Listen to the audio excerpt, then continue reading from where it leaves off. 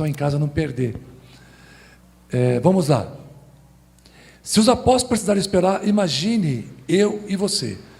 Nós afirmamos, irmãos, acreditar em Deus e em sua providência, mas algumas vezes, quando submetidos à prova, colocamos os carros na frente dos bois,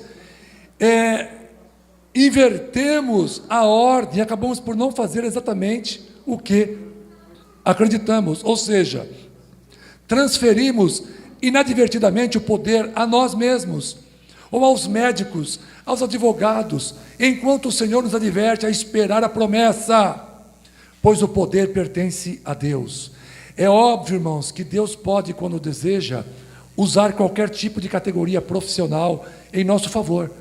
Todavia, nossa fé deve sempre ser depositada em Deus, para que não nos frustremos com o resultado, pois o homem, por mais preparado que seja, ainda assim é sujeito a falhar, tá bom? Então, item 1, espere a promessa, até que a tua fé seja consolidada, fortalecida. João, capítulo 2, 23 a 24. E muitos, vendo os sinais que fazia, creram no seu nome, mas o mesmo Jesus não confiava neles, porque a todos conhecia, e não necessitava de que alguém testificasse do homem, porque ele bem sabia o que havia no homem. Então Jesus, irmãos, apesar de algumas pessoas terem crido, Jesus não confiava nessas pessoas. Olha que interessante, né? E muitos vendo os sinais que fazia, creram no seu nome. Olha, Jesus faz milagre mesmo, hein? Mas Jesus não confiava neles. Aí eu pergunto, Jesus confia em você? Jesus confia em vocês? Observar o texto, as pessoas viram as maravilhas que Jesus fazia e criam nele, mas Jesus não confiava nessas pessoas. Tem muitas igrejas por aí, irmãos, que só fica pedindo dízimo o tempo todo, pedindo dinheiro o tempo todo, não sabe falar outra coisa senão em dinheiro, e fica contando testemunho, as pessoas, aqui tem grande milagre, as pessoas passam até a começar a acreditar, mas Jesus não confia nessas pessoas, porque apesar de começar a acreditar, a intenção dessas pessoas é outra, não é adorar Jesus não, mas é buscá-lo pelos interesses das coisas que vão receber através do seu poder. E Jesus não está interessado em interesseiros, Jesus está interessado em adoradores. Ele disse, o Pai busca os verdadeiros adoradores. Observaram bem o texto? Em outra ocasião ele afirmou o seguinte, que este povo honrava ele com seus lábios, mas o coração estava longe de Jesus. Certamente eram pessoas mascaradas. Tem muitas igrejas, muitas pessoas que são mascaradas, irmãos, com o manto da religiosidade. Não são pessoas dispostas a renunciar tudo em suas vidas, e tudo pelo amor do Evangelho de Jesus. Prefere ficar em casa do que na igreja. Prefere ir para uma balada, para um shopping, do que estar na igreja. Não tem interesse de ir para a igreja. Se você convida para um aniversário, vai. Convida para um casamento, para uma festa, vai. Convida para um passeio, vamos viajar, vai. Mas quando fala em igreja, ocorre aquela preguiça. Ele crê, mas Jesus não confia nele, porque ele não quer servir a Jesus, ele não quer adorar a Jesus, ele não quer andar na presença do Senhor. Jesus não confia nessas pessoas. Isso é ruim. O texto aqui disse, não foi isso que nós lemos de ler? O texto disse, vendo as pessoas os sinais que Jesus fazia, creram no seu nome. Olha agora, mas o mesmo Jesus não confiava neles. Estão entendendo, irmãos? Falar que crê em Jesus não adianta. Todo desigrejado aí fala que crê em Jesus, não adianta. Tem que ter compromisso com a obra, tem compromisso com Jesus, tem que adorar. Não adianta falar que crê em Jesus da boca para fora, ainda que creia. Jesus não confia nessas pessoas. E quanto a você, meu irmão, minha irmã, você que está me ouvindo nesta hora, será que Jesus pode confiar em você? Ou você é daqueles que reconhece que Jesus é amoroso, poderoso, glorioso, perfeito, verdadeiro, mas não está disposto a abrir mão de tudo por Ele? Marcos Lucado nos afirma que, em uma de suas reflexões, vai dar por e-mail, né? Que Judas Iscariotes não tinha um relacionamento com o Mestre. Ele havia visto Jesus, mas ele não o conhecia. Ele tinha religião, mas não tinha relacionamentos. Enquanto Satanás rondava a mesa na sala da ceia, enquanto estava Jesus e seus apóstolos, ele precisava de um homem. Satanás buscou uma pessoa ali. Quem é que ele encontrou para atrair Jesus, irmãos? Judas Iscariotes. Não vamos nos colocar no lugar de Judas Iscariotes, irmãos. Vamos ser daqueles que não traem a Jesus, que não larga Jesus por nada, que está sempre fazendo a sua vontade. Judas Iscariotes vestia o manto da religiosidade. Ele carregava o título de apóstolo, mas ele nunca conheceu o coração de Jesus. Irmãos, vamos fazer diferente. Vamos ter como alvo conhecê-lo profundamente. Amém, irmãos? Vamos conhecer a Jesus profundamente. Você pode afirmar que crê, mas somente Jesus tem o poder para ratificar a sua fé. A fé vem pelo ouvir a palavra e não por religiosidade. Irmãos, repitam comigo. Repitam. Jesus, bem alto. Jesus, se há algo em mim que o decepciona, arranca este mal de mim, pois quero ter uma fé verdadeira em ti. Quantos podem dizer amém? Glória a Jesus, aleluia. 2, espere a promessa, ainda que nossa fraqueza queira nos fazer desanimar. João capítulo 8, versículo 36. Se, pois, o Filho vos libertar, verdadeiramente sereis livres. Apesar de servirmos a um Jesus poderoso, irmãos, para libertar, perdemos muito tempo presos às pequenas coisas desta vida. Irmãos, deixa eu contar uma história para vocês. Sabe aqueles passarinhos que ficam voando e ficam fazendo pontaria no para-brisa do teu carro ou na tua cabeça? Eles fazem pontaria e jogam aquela caca lá de cima.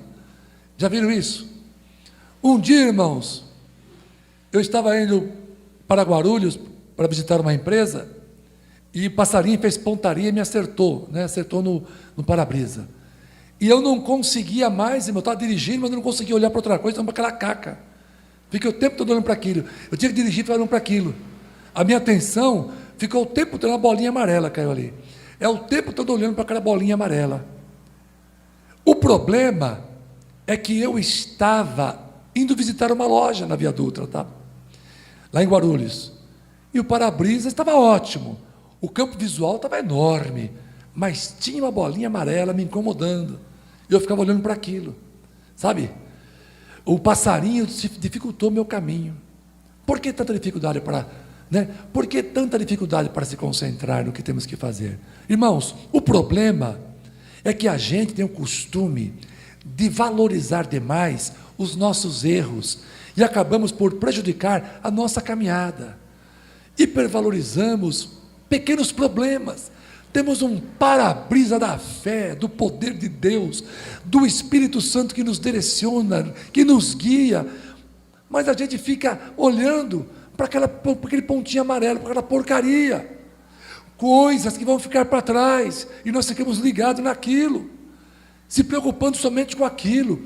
Temos um para-brisa todo para visualizarmos o amor e a misericórdia e o poder do nosso Senhor, mas os nossos olhos insistem em focar a bolinha amarela das nossas falhas, dos problemas, do medo, da angústia, da enfermidade. Portanto, ficamos pensando que devemos pagar pelo nosso erro, se quisermos receber alguma coisa do Senhor. Porém, Jesus disse: se o Filho vos libertar, verdadeiramente sereis livres. Aprendam a esperar o poder de Deus. Fiquem ligados na direção que Deus está te dando. O poder pertence a Deus. O amor pertence a Deus. A misericórdia, o caminho, nos guiar, pertence a Deus.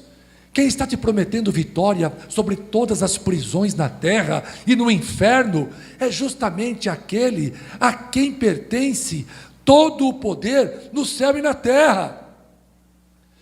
Quando você se sentir acuado, incapaz, debilitado, desanimado, confuso, fraco, cansado, não desista de si.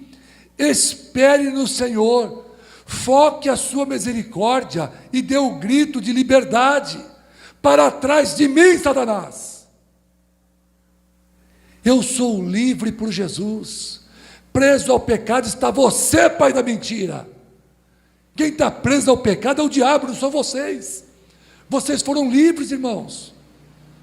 Creia no poder de Deus. O poder pertence a Deus. O poder pertence a Jesus. O poder pertence àquele que disse que todo poder lhe foi dado no céu e na terra, ainda que sinta-se fraco. Eu vou esperar. Vou esperar tudo que o Senhor me prometeu. Eu vou sair dessa luta com a bandeira da vitória na minha mão. Quantos podem dizer amém? Então repitam comigo.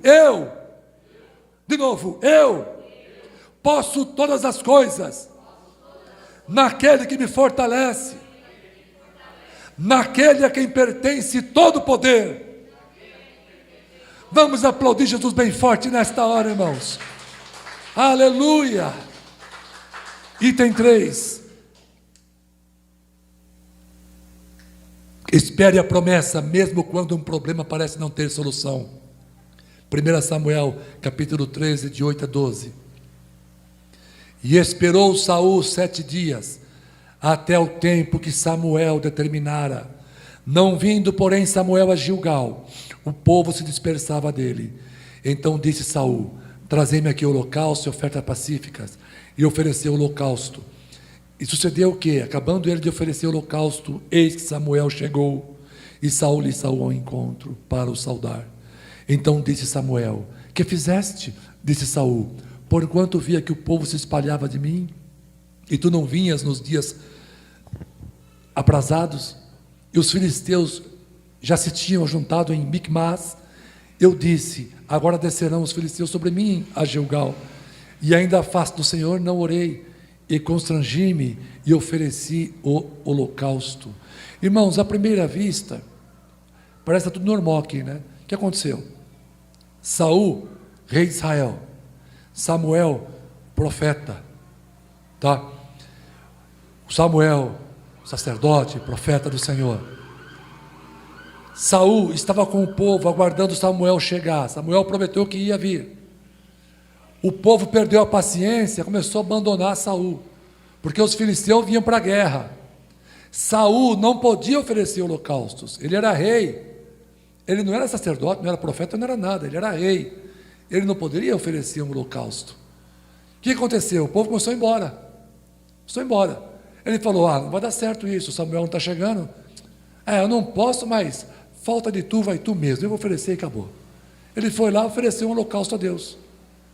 Está oferecido. Ele terminou de oferecer o holocausto a Deus, Samuel chegou. O que você fez, Saul? Se demorou, eu resolvi por mim mesmo. Não pode, rapaz. Não pode, o povo estava indo embora, mas você tinha que esperar. Qual é a mensagem de hoje, irmãos? Espere a promessa. Espere a promessa, pois o poder pertence a Deus. Não é isso que está escrito aqui? Mas Saul não quis. Qual foi o fim dele? Foi trágico. Ele morreu se suicidando.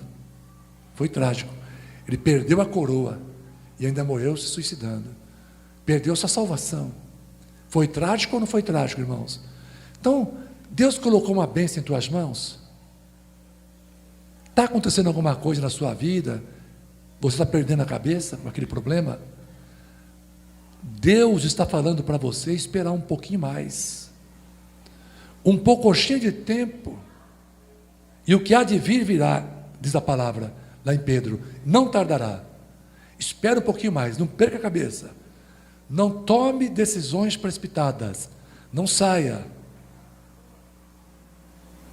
não coloque os bois na frente da carruagem, deixa Deus completar a obra da sua vida, espere a promessa. Deus tem promessa de vitória na tua vida. Espera. Mas está contando. Espera. Mas eu não estou aguentando. Espera. O que há de vir virá, não tardará. E grande será a tua vitória. Se você não se desesperar, Saul se desesperou e quebrou a cara, e quebrou a coroa, e quebrou a salvação. Se essa palavra está sendo pregada aqui hoje, é uma ordem de Deus para a tua vida e para a minha vida. Tenha um pouco mais de paciência, porque Deus está trabalhando em teu favor e o milagre vai acontecer na tua vida. Quantos creem nisso? Diga amém, aleluia. Saul não pensou duas vezes, ele mesmo fez oferta a Deus, irmãos, em holocausto, mesmo não sendo habilitado a isso. Samuel chegou e em seguida foi duro com Saul. Você deveria ter esperado. Irmãos, está demorando para ser curado? Espere. Está demorando para aparecer um namorado ou uma namorada? Espere. Está demorando para uma boa porta de emprego se abrir? Espere. Está demorando para aparecer uma casa para você morar? Espere. Está demorando para você ser reconhecido em tua igreja? Espere. Espere na promessa, mesmo que pareça que não vai se cumprir no prazo. Se Deus prometeu, Ele vai cumprir, mesmo que seja no último segundo da tua paciência, como foi o caso de Samuel. Espere, irmãos. Saul tinha tudo para ser um homem de sucesso, mas foi um fracassado. Começou bem, mas terminou muito mal. Suas decisões e escolhas foram desastrosas. Impaciente, imediatista, inquieto, ansioso, covarde. Saul tinha tudo para ser um homem de sucesso, irmãos, mas não foi. Tropeçou em suas próprias pernas. Foi derrotado não pelos filisteus, nem pelos problemas e circunstâncias que o rodeavam, mas foi derrotado por si mesmo, pois não considerou que o poder pertence a Deus e que por isso deveria esperar a sua promessa. Esse é o grande desafio das nossas vidas, as nossas escolhas e decisões, pois elas podem nos dar vida, como também podem nos destruir. Não se precipite, pois o poder pertence a Deus e a mais ninguém. Só Ele pode oferecer a você a vitória que tanto almeja. Quantos podem dizer amém? Aleluia! Encerrando a mensagem. Conclusão. Atos capítulo 1, versículo 4 e Salmo 62, 11. Vamos repetir a leitura. E estando com eles, determinou-lhes que não se ausentassem de Jerusalém, mas que esperassem a promessa do Pai, que disse ele, de mim ouvistes. Salmos 62, verso 11. Deus falou uma vez, duas vezes ouvi isto, que o poder pertence a Deus. Irmãos, espere a promessa, mesmo que tudo pareça conspirar contra você. Costumamos buscar esperança ouvindo algo de positivo dos médicos, dos advogados, dos engenheiros, de políticos. Esse candidato é esse que vai resolver. E quando dizem algo que queríamos ouvir, nos confortamos. Mas quando ouvimos algo negativo, nossa esperança se enfraquece. Só que a esperança que Cristo nos oferece, ela é diferente da esperança que é a última que morre. É bem diferente. Porque a esperança que temos em Jesus, ela nunca morre. Ela não é a última que morre, ela nunca morre. Para Deus não há causa perdida. Devemos continuar confiando no milagre. Aconteça o que acontecer, continue confiando no milagre. Amém, irmãos? Continue. Charles Spurgeon dizia que a glória da onipotência é atuar mediante as improbabilidades. Essa é a glória da onipotência. Operar, trabalhar no impossível, naquilo que é improvável de acontecer. Portanto, você jamais se decepcionará esperando na promessa daquele a quem pertence todo o poder. Em suas mãos está a tua vitória, igreja. Está tudo o que você precisa. Está a chave que abre todas as portas, igreja. O caminho é áspero, é difícil, mas o destino será compensador. Repitam isso comigo, faço questão, irmãos. Repitam comigo. O caminho é áspero. O caminho é difícil. Mas o destino será compensador. Aleluia. É bom, irmãos, quando as coisas acontecem do jeito que a gente gosta. É bom. Mas é ótimo quando se aprende a absorver com serenidade as situações adversas, pois isto denota que já somos maduros o suficiente para esperarmos em Deus, a quem pertence o poder. Vocês podem dizer amém, irmãos? Vamos colocar em pé, queridos, aplaudindo Jesus bem forte nesta hora, por tudo aquilo que Ele falou com a sua igreja. Aleluia!